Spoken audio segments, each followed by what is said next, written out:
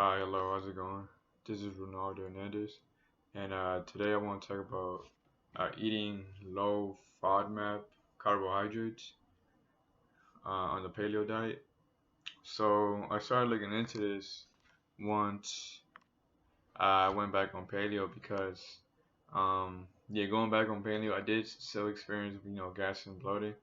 It wasn't as much as before, but I just wanted to see what would happen if I did eat foods that will cause me low gas or little to no gas, and foods that will give me digestive problems and all that. So when I went back on paleo, I started eating like garlic and onions, and that's like a big no-no on when you're trying to transition to a low FODMAP diet. Reason that is because they're high in some these like short chain carbohydrates.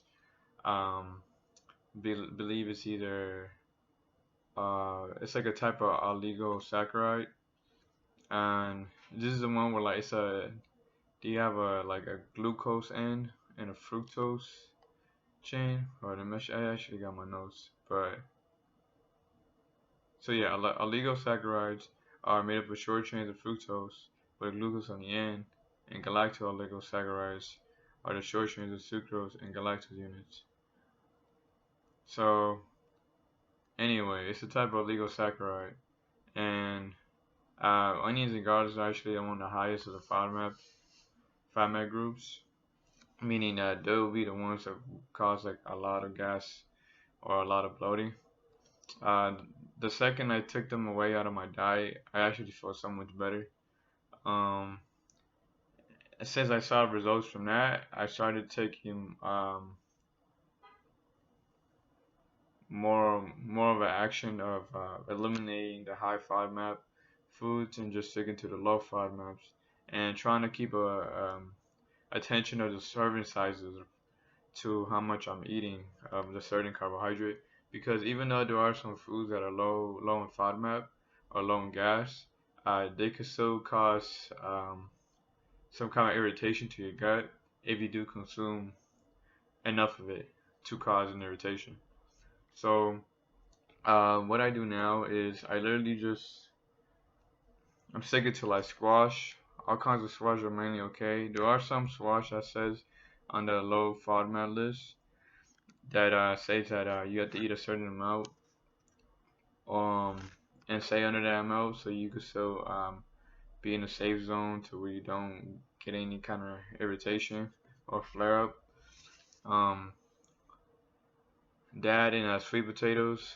Sweet potatoes are also one of those foods that you gotta watch out for. You can't eat too much of it, but it is safe to consume. Uh, on the list, it says to consume about like 1/4 a cup or like half a cup of those kinds of foods. Like that there's a limit on, specifically like butternut squash, pumpkin, which is a type of squash, and sweet potatoes. Um, I eat more than the recommended amount that they list on there, but I still keep it like um to a low amount than other carbohydrates that I eat. So like those foods that I just said right now that you have to kind of be aware of. I would probably like about like four under 500 grams. Normally around like 400 grams of those foods. And then when I go to like another kind of like carbohydrate, let's say like another kind of squash, like just spaghetti squash. I keep more of a higher amount, and I still I won't get like irritation from eating the food. Um, on top of that, I eliminated like most of the high fructose fruits I was eating, like dates. I was eating a lot of it, but I was still consuming like a small amount. But for right now, I think it's safe to just say just to eliminate the foods, just so my gut could like heal. But it's more than just healing the gut now. Right now, I just want to get the most I can from the nutrients that I do eat. Um, reason why I say this is because see that there's been like a saying where like you are what you eat, but it turns out you are what you can eat. So that means that obviously there's some foods that could give you some kind of flare up or you react to, And when you eat those kind of foods, you're not really absorbing most of the food that you eat prior to that or after that. And that's because your digestive system is trying to kind of get back to its balance from you eating the foods that they just reacted to. So since that is happening, you're not getting the most of the nutrients of the foods you are eating. So at this point, I kind of care less about what I really eat. Um, all I want to do now is just get the most I can out of the food, so then I can recover properly. And then once I'm, the more I recover, the more I'm able to, the faster I'll be back on track to being able to, finally work out again and do what I really want to do. But anyway, um, I just wanted to share that with everybody that eating these low FODMAP foods, um, I say could really help out with whatever issue you are dealing with. If it's like I don't know, maybe you have like a case of like IBS or IBD or some kind of like other bowel problem, digestive problem. Um, I do feel the difference when I switched to low FODMAP foods. I'm telling you. Um, I even like kind of experimented with it. Like one day, I ate like a good amount of squash, spinach, and then most of the time I eat meat, red meat too. I ate like about two to 2.5 pounds. I eat some eggs sometimes, like about 6 eggs. Um, I eat that almost every day. And that's occasionally I might eat some fruits like strawberries, uh, guavas, papaya. Those are safe low FODMAP fruits. And I don't even eat a large amount either. I just eat like just enough just to kind of like get a taste.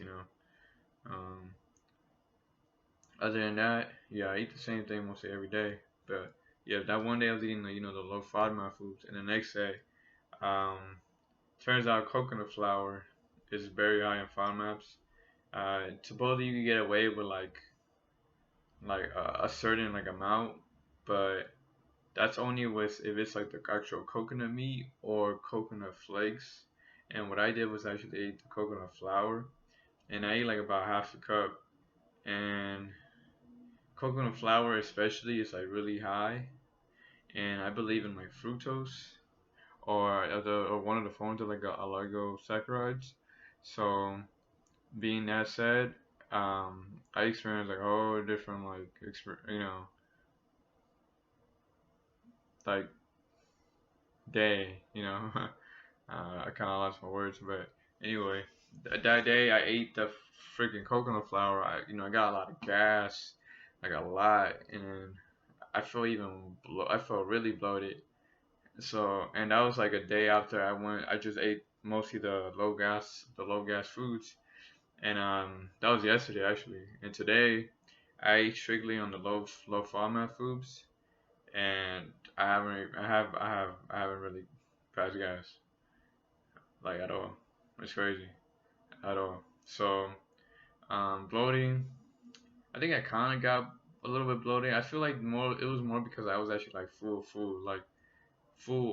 Like I was like I actually felt full, and it was like a nice food. It wasn't like a food where like, oh my god, I just ate all this food and like I can't eat no more. It was more like a nice feeling. Like I was like satiated. Most of the time I do feel like that, but there's times where like I feel like most of it is like bloating. And since I eliminated those foods that were giving me the bloating, it feels nice to just eat these low FODMAP foods. So anyway, I hope maybe that could help out that experience could help out somebody out there who's going through the same thing. Um, to be honest, I actually suggest to eat primarily make meat primarily your source of food because that's if you could tolerate too. So, it turns out there are actually some people who are allergic to. I know people are allergic to like seafood. I think even chicken. There's actually people who are allergic to red meat, and I mean, I guess there's some people that can't tolerate it, but either way, try to get other sources of meat as your primary, like, you know, source of energy because, I mean, I don't think meat even causes that much of an irritation unless, like, you really are allergic to it. But other than that, you know, they're the ones um, mostly dense in like calories and like nutrients, and you know you wouldn't have to like eat so much like vegetables, fruits, or like other foods that you're planning on eating or are eating, and you know those could cause. I feel like those could cause more of irritation to your gut. So I mean, I'm just speaking from experience, and anyway, I thank you for tuning in, and this is a fast life.